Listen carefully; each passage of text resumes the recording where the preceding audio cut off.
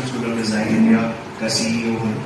आज हम लोग यहाँ आए हैं क्योंकि हम आज इनॉग्रेट कर रहे हैं अपने सारे के सारे सेंटर्स जो हम लोग साउथ इंडिया में अब शुरू करने जा रहे हैं with leadership of doctor Ambika Nazareth and the entire team. So आज का जो हमारा मिशन है, आज जो हम लोग जिस बारे में बात करेंगे, हम आज आप लोगों को ये बताना चाहते हैं कि इंटरनेशनल स्कूल ऑफ डिज़ाइन जो हमारी इंस्टीट्यूशन है उसके पीछे का जो हमारा विजन है, जो हमारा मिशन है, हम लोगों ने इस इंस्टीट्यूशन को शुरू क्यों किया और आगे जाने वाले 10 साल 15 साल में हम लोग क्या अचीव करना चाहते हैं, specially in the state of Karnataka and the neighbouring states in the southern part of India.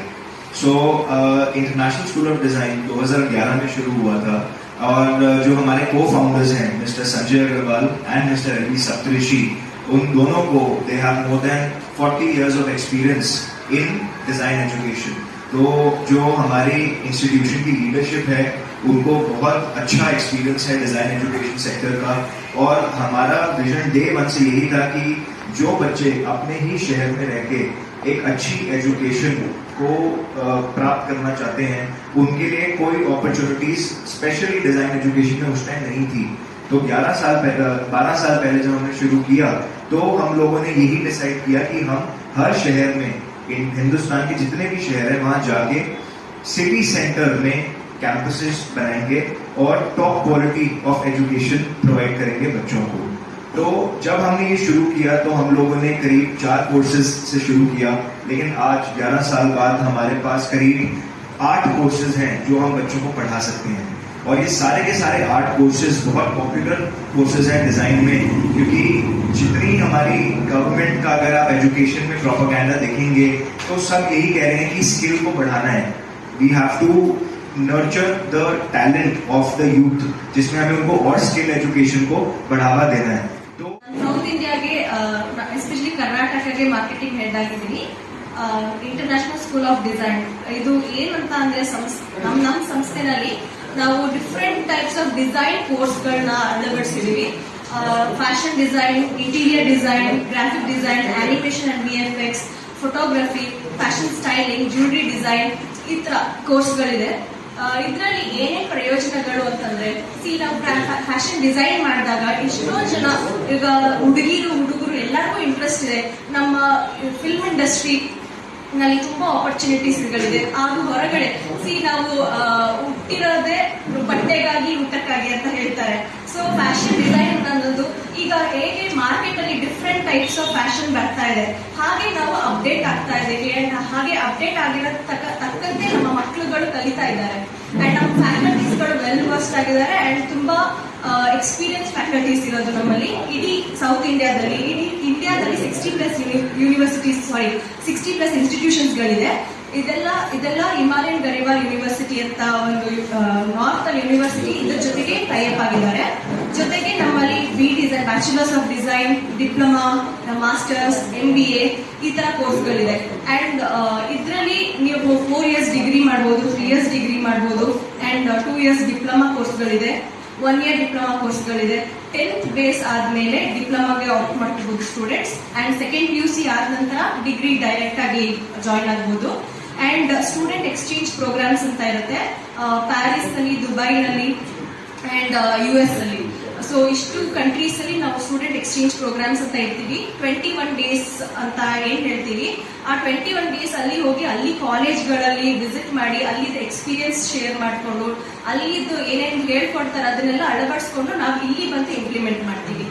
So ಹೋಗ್ಬೇಕು ಉಚಿತ ಶಿಕ್ಷಣ ಮತ್ತೆ ಸಿಂಗಲ್ ಪೇರೆಂಟ್ ಕೂಡ ಇದ್ದಾರೆ. ಈಗ ಕೋವಿಡ್ ನಂತರ ತುಂಬಾ ನೋಡಿದೀವಿ ನಾವು. ಕೋವಿಡ್ ನಂತರ ಸಾಕಷ್ಟು ಕುಟುಂಬಗಳು ಒದ್ದಾಟದಲ್ಲಿದ್ದಾರೆ. ಹಣಕಾಸಿನ ವಿಚಾರ ಅಂತ ಬಂದಾಗ ಕುಟುಂಬವೇ ಹಾಳಾಗೋಗಿದೆ. ಅಂತ ಮಕ್ಕಳಿಗೆ, ಫ್ಲಡ್ ಆಗಿ ಇದಾಗಿರುವಂತ ಮಕ್ಕಳಿಗೆ ಮತ್ತೆ ಅನಾಥ ಮಕ್ಕಳಿಗೆ ನಾವು ಶಿಕ್ಷಣವನ್ನ ಕೊಟ್ಟು, ಫ್ರೀಯಾಗಿ ಶಿಕ್ಷಣವನ್ನ ಕೊಟ್ಟು ಅವರನ್ನ ಒಂದು ಒಳ್ಳೆ ಸ್ಥಾನಕ್ಕೆ ಕೊಟ್ಟು ಕರ್ಕೊಂಡು ಹೋಗೋಣ ಅಂತ ಒಂದು ಉದ್ದೇಶ. ಮತ್ತೆ ನಮ್ಮಲ್ಲಿ ಕೆಲಸಗಳಿಗೆ ಏನು ಅಲದಾಡ್ತಾ ಇದ್ದಾರೆ ಮಕ್ಕಳು, ಅದನ್ನ ತಪ್ಪಿಸ್ಬೇಕು.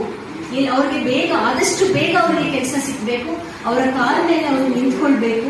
ಅದಕ್ಕೆ ಅವರನ್ನ ಯಾವ ರೀತಿಯಲ್ಲಿ ನಾವು ಪ್ರಿಪೇರ್ ಮಾಡಬೇಕು ಅನ್ನೋದನ್ನ ನಾವು ಮೂಲ ಉದ್ದೇಶವನ್ನಾಗಿ ಇಟ್ಕೊಂಡು ನಾವು ಮಾಡ್ತಾ ಇದ್ದೀವಿ. Design campuses all across Karnataka and in the southern part of India. So the objective today was to brief everybody about the courses of International School of Design, about the network of International School of Design, and about the opportunities that we are offering for the students who will come and study at International School of Design.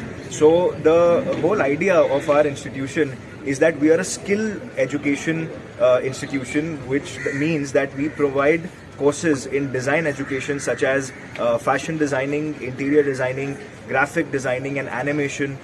We also have courses in photography, in beauty and hair, also in jewelry designing, in textile designing, because we feel now that the requirement of skilled professionals in India is going to increase.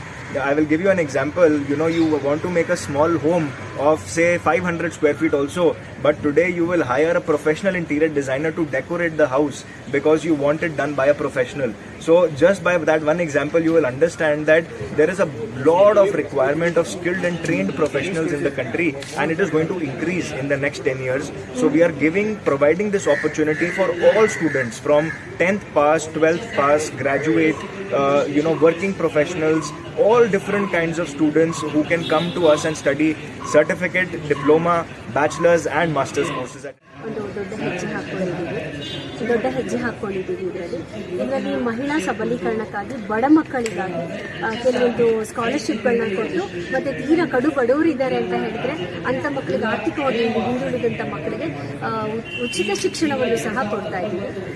ಜೊತೆಗೆ ವರ್ಕ್ಶಾಪ್ಗಳನ್ನ conduct ಮಾಡ್ತಾ ಇದ್ದೀವಿ. ವರ್ಕ್ಶಾಪ್ಗಳಿಗೆ ಎಂಥವರಾದರೂ ಬರ್ಬೋದು. House ವೈಫಿಂದ ಹಿಡಿದು ಯಾರು ಕಲಿಬೇಕು ಅಂತ ಆಸಕ್ತಿ ಇದೆ, ಇದರಲ್ಲಿ ಏಜ್ ಲಿಮಿಟ್ ಇರೋದಿಲ್ಲ. ಯಾವ ಏಜ್ ಅವರು ಬೇಕಾದರೆ ಕಲಿಕೆಗೆ ಕೊನೆ ಇಲ್ಲ. ಯಾರು ಯಾವ ಟೈಮಲ್ಲಿ ಬೇಕಾದರೂ ಬಂದು ಕಲಿಬೋದು. ನಮ್ಮ ಸೆಂಟರ್ಗಳು ಈಗಾಗಲೇ ಆಲ್ರೆಡಿ JP ನಗರ್, ಜಯನಗರ್, ರಾಜಾಜಿನಗರ್ ಎಲ್ಲ ಕಡೆ ಬರ್ತಾ ಇದೆ. ಮೈಸೂರಲ್ಲಿ ಆಗಿದೆ ಆಲ್ರೆಡಿ. ಗುಲ್ಬರ್ಗ, ಹುಬ್ಳಿ, ದಾವಣಗೆರೆ, ಎಂಟೈರ್ ಕರ್ನಾಟಕ ನಾವು ಮಾಡ್ತಾ ಇದ್ದೀವಿ ಇದನ್ನು. ಹಾಗಾಗಿ ಯಾರಿಗೆ ಆಸಕ್ತರಿದ್ದಾರೆ ನಿಮ್ಮ ಕಡೆಯಿಂದನೂ ಕೂಡ ಬಡ ಮಕ್ಕಳಿದ್ದಾರೆ ಅಂತ ಹೇಳಿದ್ರೆ ದಯವಿಟ್ಟು ನಮ್ಮ ನಂಬರ್ಗೆ ಕಾಲ್ ಮಾಡಿ ಅವರನ್ನು ಕಳಿಸ್ಕೊಡಿ. ಯಾರಿಗೆ ಯಾವ ಶಿಕ್ಷಣ ಬೇಕೋ ಅದಕ್ಕೆ ನಾವು ಖಂಡಿತ ಸಹಾಯ ಮಾಡಲು ಸಿಗ್ತೇವೆ.